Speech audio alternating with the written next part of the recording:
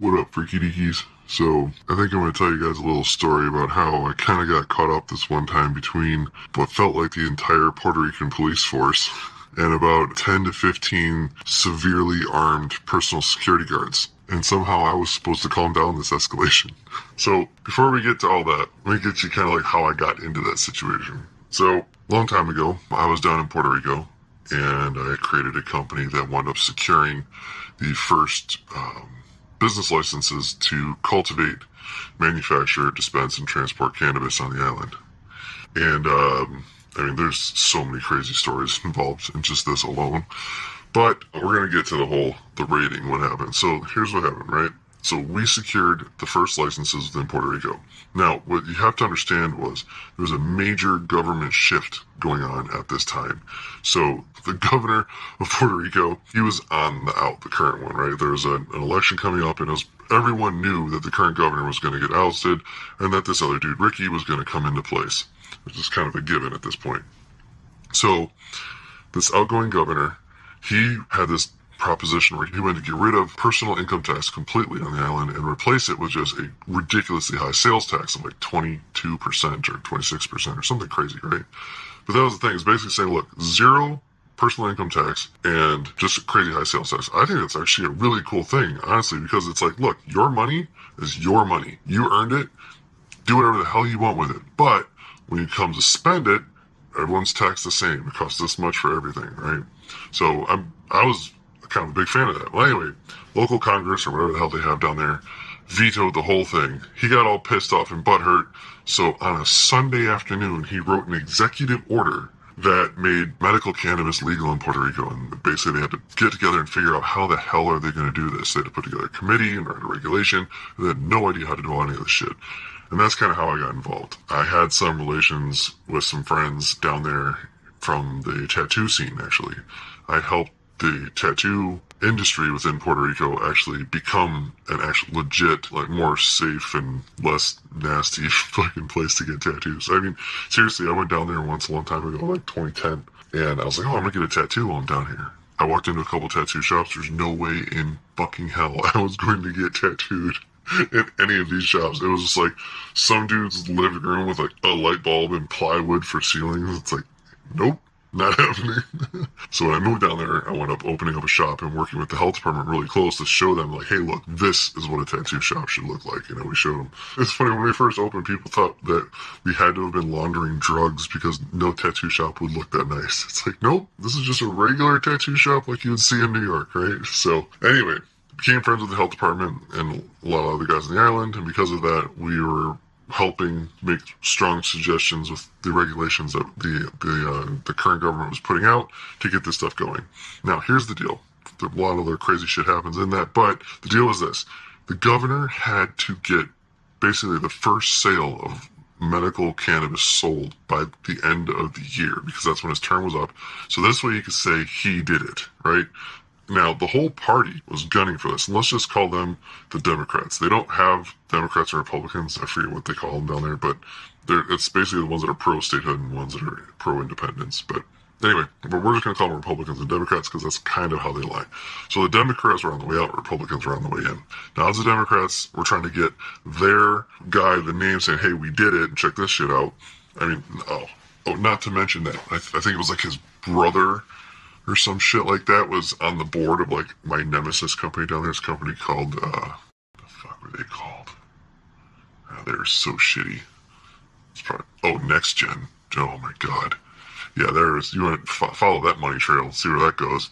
So anyway, so I'm down there and we wound up scoring licenses and did the whole thing legit. We got offered all kinds of crazy people that were like, hey, if you pay me this much money, I'll guarantee your shit gets through.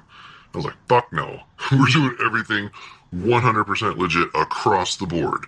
Because I've seen this happen in other states before, how this all goes down, and it's like, sure, it all sounds like, oh, no, this is here, we all know each other. We're like, fuck that shit. That shit always gets you busted. And something this crazy, I want it to be as squeaky clean as fucking possible. So we never touch shit from anywhere. But anyway, so we got our licenses, whatever. So now we have our warehouse where we're growing. And we're super excited because we just got awarded, our permit. Actually, we got the first permit done in Puerto Rico. And we got awarded the permit. We're all excited. We got our grow. We're growing. Yay, we're all happy. It's like November, I want to say. And we were awarded the license September 20th in 2016, I think it was. And then I think it was like October or November is when I got that phone call. That was a phone call that changed everything. So the phone call wasn't a regular phone call either, because I think it was like a Saturday or a Sunday. And I was out on the boat with a buddy of mine. We were on his boat, tooling around. Actually, that same boat I was just talking about before, the fishing boat, right? We're out just zipping around, fucking off, having fun. And I said I get a phone call, and it's from one of my business partners. Like, dude, I don't know what the hell's going on, but the mayor's assistant or whatever is here with the local cops. They're all here, and they all want to get inside, and you know, we're telling them they need a warrant and all this stuff. And you know, what should I do? And I'm like, well, shit. I'm like, well, hey. And I was like, dude.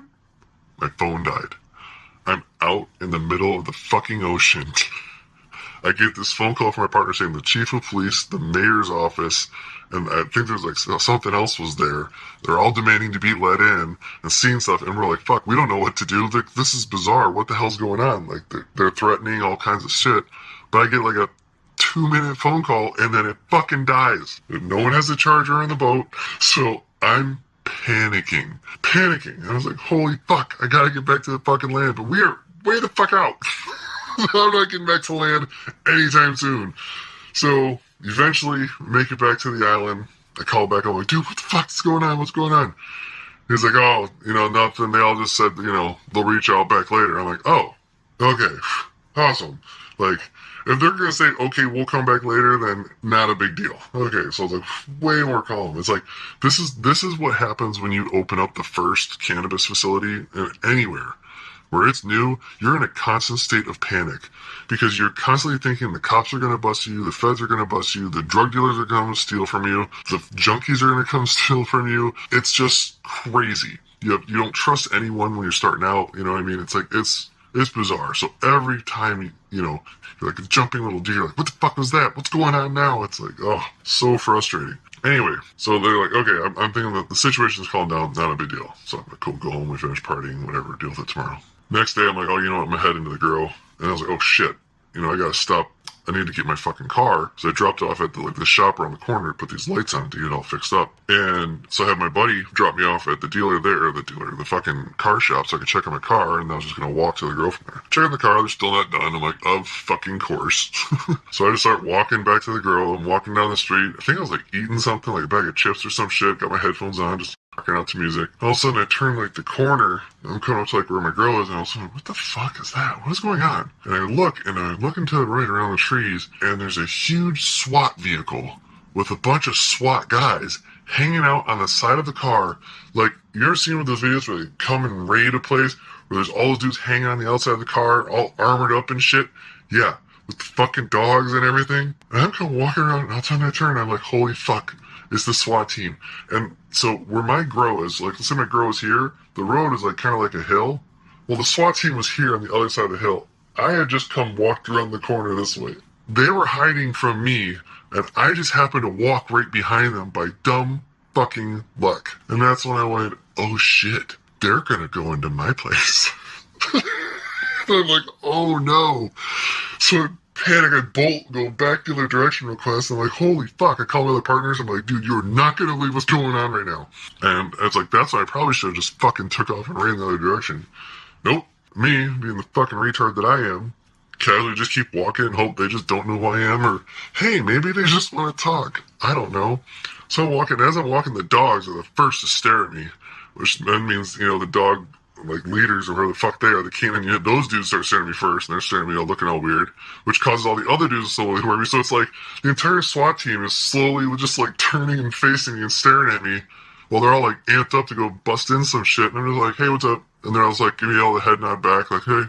Like, I don't think they knew. I don't think they knew if I was just some fucking tall gringo walking through fucking Guayabo and, you know, eating a bag of chips or some shit. Meanwhile, I'm like shitting myself. I've never been so nervous in my life. I didn't know what was going to happen. And then all of a sudden I start walking up the hill, you know, looking around like, I'm like, well, these dudes think I'm in tour, so I'm just going to look around like, hey, I'm Pokey, what's up? And I look over the hill, and holy hell, like every fucking cop car is out there. I see the fucking chief of police. There's a whole bunch of other crazy, like, black unmarked cars there. And all of the fucking cops have their fucking guns drawn to the gate of my fucking grow. And on the inside of my grow are all of my security guards with all their guns drawn, all at the fucking cops. Everyone is fucking screaming at each other. Fuck you, I'll shoot you. Fuck you, I'll shoot you before you get your fucking ass in here. And then, so this is where it all gets fucking crazy. The reason that everyone backed down is my security team are actually the ones that train the police officers. Like, my guys are all like, fucking Special Forces CIA dudes. They're not.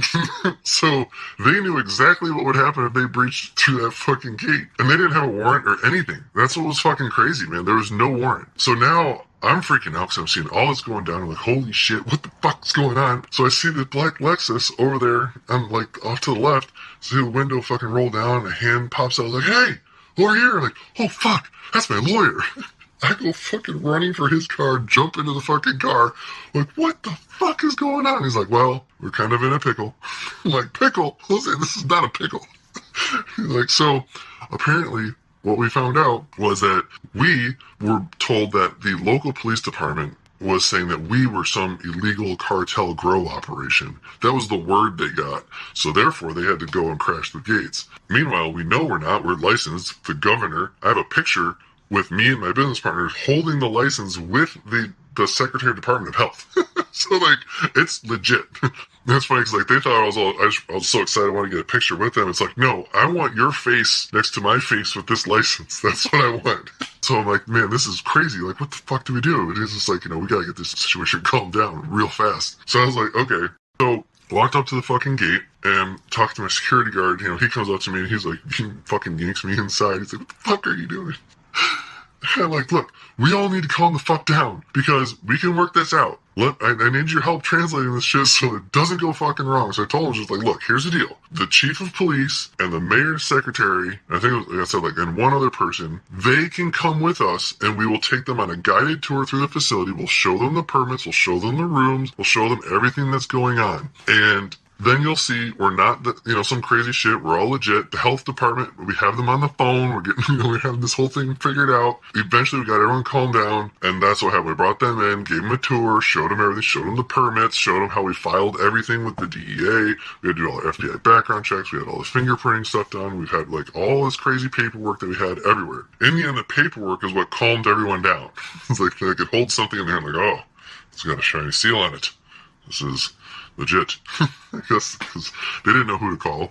Oh man, that was crazy. I was freaking out. I think I lost about 2 years off my life by turning that corner that day. That was insane. So what we found out happening, like what kind of happened after this, was we wound up having to move warehouses. In the last, like, I think it was only like a week later from then, we basically found out from mutual sources, between, like, I'd say mutual friends, really, just it's the way Puerto Rico works is a guy that knows someone that knows what they're saying and the messages get passed that way, right?